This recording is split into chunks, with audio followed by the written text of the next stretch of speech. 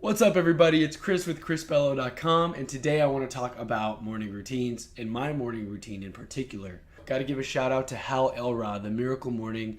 This book really did transform my life, and it says here the 6 habits that will transform your life before 8 a.m.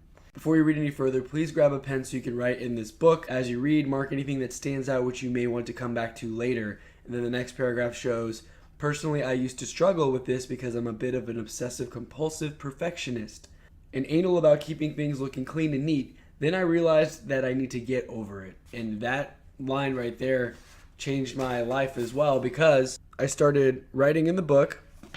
Now I actually keep a highlighter with all the books that I read. I keep a highlighter and a pen if I want to take any notes. Here's another one that I'm reading now called The Greatest Salesman in the World.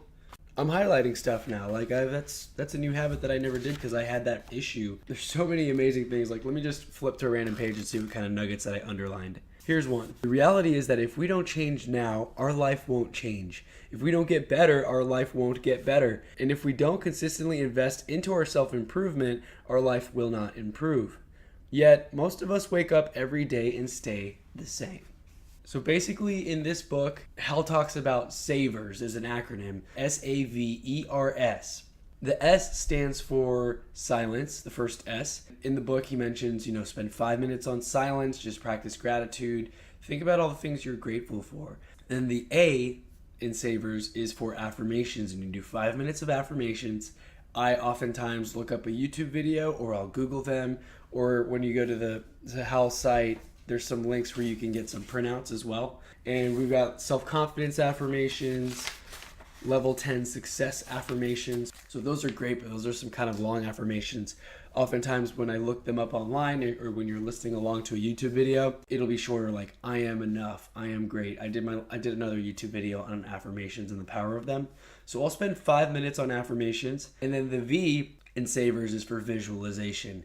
I'll spend 5 minutes visualizing. I look at my vision board. Hal recommends that you smile and think about you going through your perfect day. So if you've got a meeting coming up, you're meeting with a client, or you've got a pitch that you're doing for a startup, or whatever you're doing, visualize it going the way that you want it to go and just smile and picture you going through the motions. The E in SAVERS is for exercise, and Hal recommends doing 20 minutes of morning yoga or whatever you need to do. And I was never a yoga person, but because of the recommendation, I've been doing 20 minutes of yoga in the morning.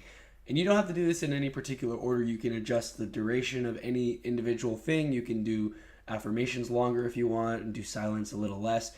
It's up to you. It's your miracle morning. So the R is for reading, and he recommends reading for 20 minutes. I do some reading for about 20 minutes. I highlight, I take notes. And even if you can only do a 6-minute miracle morning, which is when you do each of these things for 1 minute, you can read 1 page of a book, highlight something, learn something new, and apply it that day. There's a lot of power in it. The final S in the SAVERS acronym stands for Scribing, and that's just because it goes well with the word SAVERS. Basically, scribing is just the journaling part. You can have a traditional journal and write things down. I personally use a digital format. It's already down to 30 pages, and I just started this back in September, I believe. And you just spend 5 minutes journaling down what you're grateful for, anything you learned yesterday, anything you learned from the book that you just read, anything that you want to apply today, anything at all. Just spend 5 minutes and get your thoughts out. I did hear on a podcast the other day, and this is a good point, is that you really are intentional about what you write. Anyone could type fast. You're just like, blah, blah, blah, this is what I think, this is how I feel. But when you actually have to put pen to paper and write down what you're thinking, you're kind of a little more intentional. So I may try that as well. It's just that my handwriting's not the best, and I like to type instead. In any case, I'll just run through a quick little highlight video to show what my routine might look like. I won't do a full hour and record it, which is what my routine consists of. I'll just kind of show you little snippets of each. Here is my miracle morning. Boom.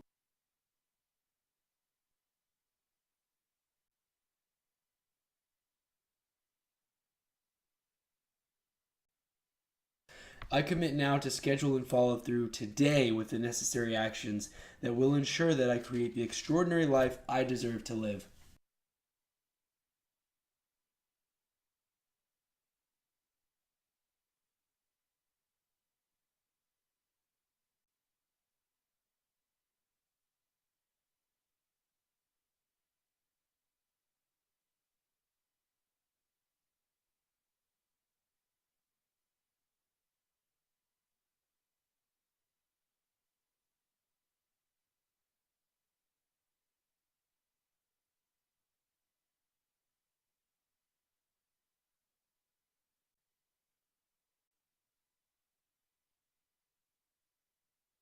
So that is my morning routine. That is the Miracle Morning. And that is why I think you should read this book by Hal Elrod, The Miracle Morning. Before I had my own morning routine, I just spent like 5 minutes doing push-ups and like a minute doing meditation. It was really scattered and I kind of did different things every day, which is good. It's better to do something than nothing. But the real, Cat wants to go to the back room. The real awesome thing is when you have a structured method and you continue to do that day in and day out. That's all I have for you today. If you have questions on my routine, if you have questions on the book, or if you have a routine of your own or anything, write it down in the comments. Let me know. What do you do that my routine doesn't include? After I do that morning routine and my mind is clear, then I check my phone, I check social media or emails or whatever. And I wake up at 5:30 every morning to do this routine. I thought it was crazy. I know he mentioned that once you start waking up early like that, you'll probably never want to sleep in again. And it's true because honestly, I don't have to wake up till probably 7 if I wanted to, 7:30 to get the day going. And I choose to wake up at 5:30 now so I can knock out this routine and have that time for myself. That's all I have for you today. You all have a great week. And remember, less dreaming, more doing. Yeah.